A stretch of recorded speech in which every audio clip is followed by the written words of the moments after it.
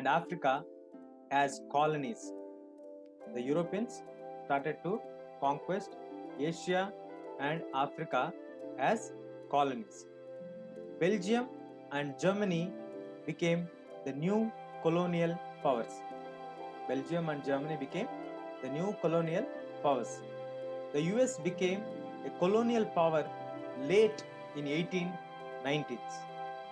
So by taking over some colonies earlier held by Spain.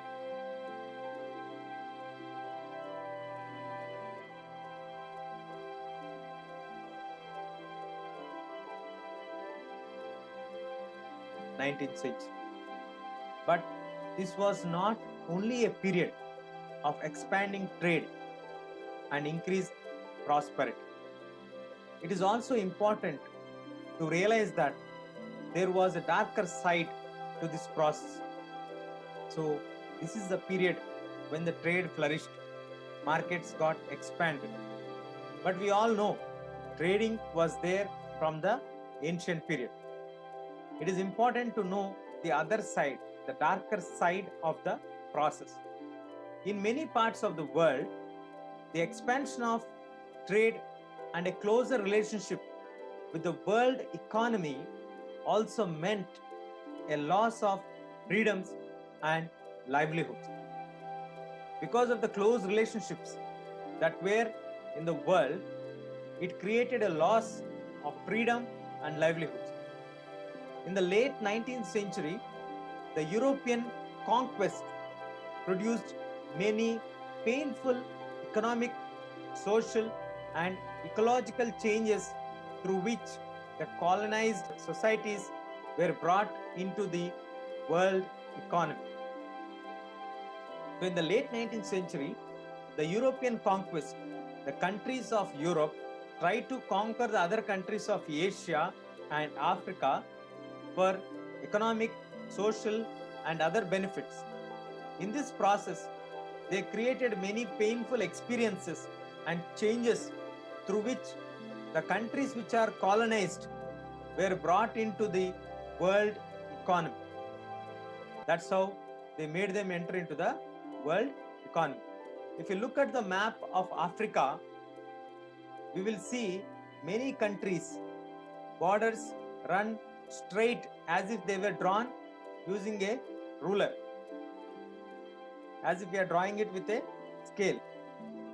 Well, in fact, this was almost how the rival European powers in Africa drew up the borders, demarcating their respective territories.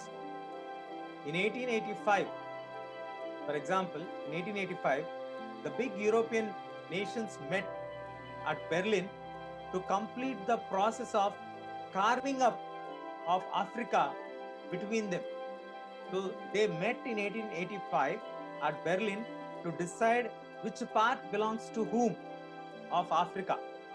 Britain and France made vast additions to the overseas territories in the late 19th century. Belgium and Germany became new colonial powers. So like this, the European nations took over the control. It was in late 1890s somewhere, US also became a colonial power by taking over some colonies which were held by Spain in that point of time. If you look at one other example of destructive impact of colonialism on the economy and the livelihoods of the colonized people, let us have a look at that. You can see here the Sir Henry Morton Stanley and his retinue in Central Africa. Stanley was a journalist and an explorer who was sent by New York Herald to find Livingstone and a missionary, an explorer who had been in Africa for several years. Like other European and American explorers of the time, Stanley went with arms, mobilized local hunters, warriors, and laborers to help him, fought with the local tribes, investigated African terrains, and map different regions. These explorations helped the conquest of Africa. Geographical explorations were not driven by an innocent search for scientific information. They were directly linked to imperial projects. So, for conquering them only, they have drawn the maps literally. So, coming to